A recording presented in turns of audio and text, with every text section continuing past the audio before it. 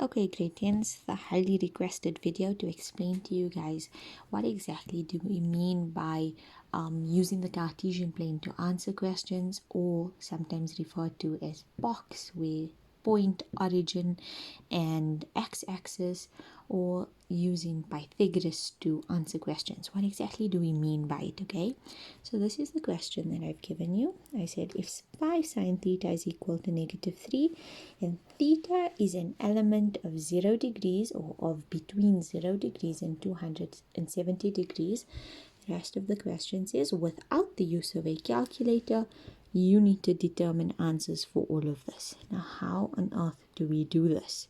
Okay, the first thing that you need to understand, I actually forgot the paper that I wrote this on at school, so I'm just going to rewrite it over here. The first thing that you need to know is this. It's called the Gauss diagram. In this is known as the first quadrant, okay? In this first quadrant, all of our ratios, sine, cos, and tan, are all positive, okay? In this quadrant over here, sine, cos, and tan, okay, only sine is positive, meaning that if I had to calculate it, only the answer for sine would be positive.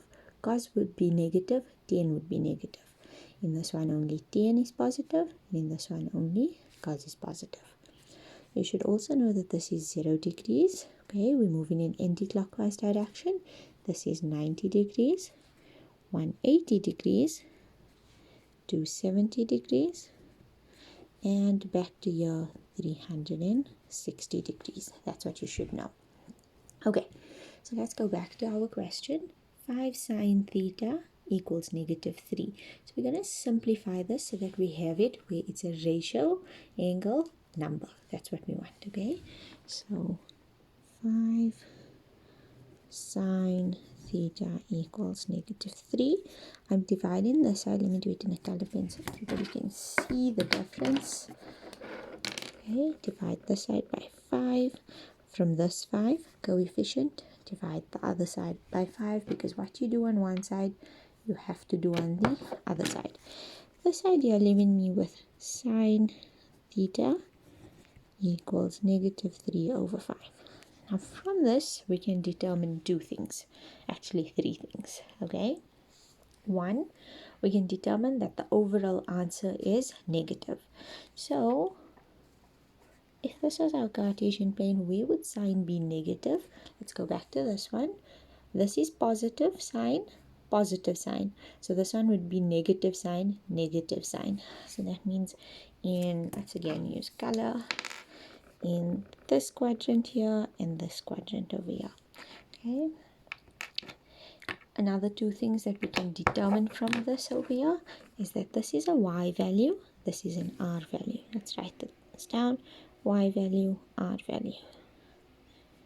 Alright, that's what we can determine. Anyway, remember this question said we're not allowed to use a calculator. When we say you're not allowed to use a calculator, we generally mean that we want to see a diagram, okay? In most cases, we give you marks for the diagram. And please know how to do this method, because you're going to see this again next year. And you're going to see this again in grade 12, okay? So it's very important that you understand this right now. Alright. Where are we drawing our diagram? Because as you can see, there's 4 different quadrants, and for this particular question over here, -3/5, it exists in 2 possible quadrants. So does that mean I have to draw my solution in 2 quadrants? No, that's why we give you this restriction over here, okay? So it's saying between 0 degrees and 270 degrees. Let's go to this diagram. If you were standing over here and you needed to walk all the way to 270 degrees, you'd pass through this quadrant, you'd pass through this quadrant, and you'd pass through this quadrant. So let's fill it in. You'd pass through this quadrant, and this quadrant. That's how much you'd be walking if you had to walk in an anti-clockwise direction. Okay? Now we need to figure out where are both my conditions met, and as you can see, there's both a dot and a cross in this third quadrant. Let's fill it in like that. Both conditions are met over there. We now know that our diagram is going to be drawn in the third quadrant. So let's go ahead and do that. Okay. How are we going to draw it? You draw a terminal arm like that. You can draw a solid line. I have to draw a dotted line. Okay, this is 90 degrees. Right, let's go back over here. This is -3. We said this is the y value. So if this was our Cartesian plane, this part is the y-axis, this vertical line. So this part here should be -3 from here till here.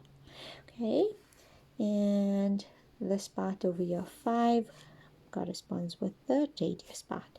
That means I need to figure out the x value. Okay, just by looking at it, this is a Cartesian plane. We know on this side here it's going to be positive y. On this side here it's positive x. If I had to continue here, this is negative y, and this here would be negative x, meaning that whatever my answer is has got to be negative something, right? So how do I work out x? Using the theorem of Pythagoras.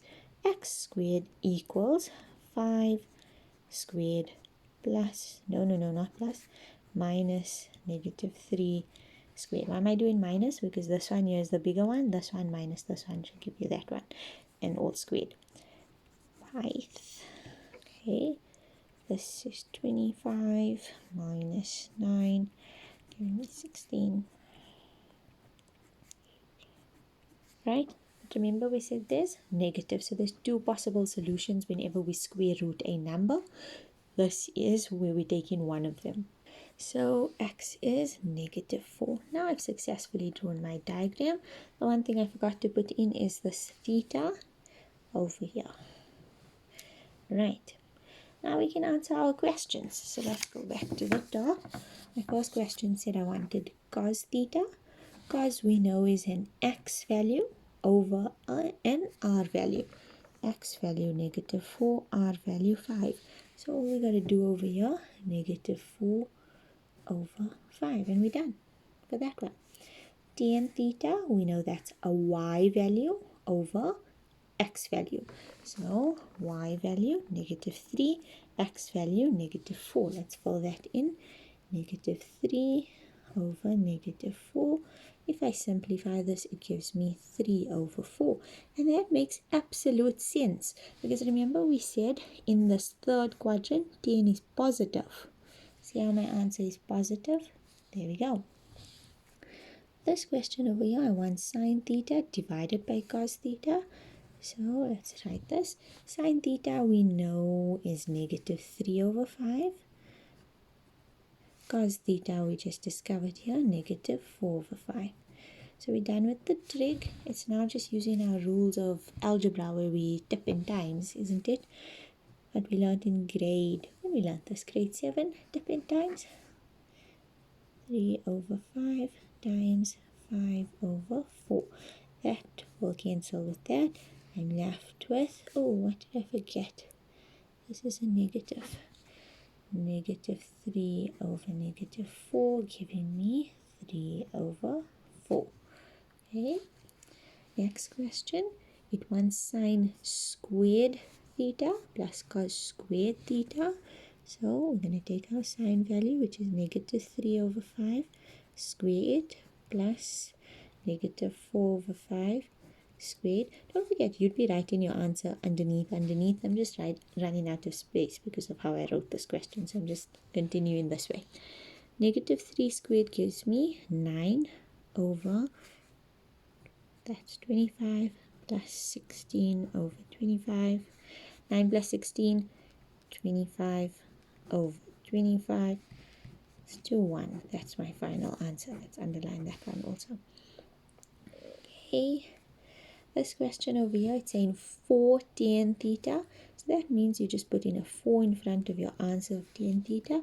We discovered our answer was 3 over 4 minus, oh, I forgot the 5 from there. Sine theta, we know it's -3 over 5. And now we're just simplifying. Okay, this 4 can cancel with this 4, leaving me with 3 minus this 5 can cancel with this 5, leaving me with -3. 3 minus -3 gives me 6, because minus and minus gives me a plus. And lastly, this question over here, okay, I left 0 space for it. Sine theta, we know it's negative 3, okay, over 5 plus tan theta, we discovered earlier, was, don't need the bracket, it's 3 over 4. Now we're using our rules of algebra again, LCD. When did we learn this? Grade 5 and 6, I think. So our LCD is going to be 20. What can go into 5 and into 4? No, other way around. What number can 5 and 4 go into? From 5 to get to 20, we multiply by 4. What you do at the bottom, you do at the top. So negative 12, because negative 3 times 4. 4 multiplied by 5 gives me 20. So 3 multiplied by 5 for the numerator, 15. Negative 12 plus 15 gives me positive 3. Do I have to write that positive? No. And that's our answer. I don't need the positive. That's our answer. This is how we answer these questions for everyone that wanted to know. Okay, this is how we answer them.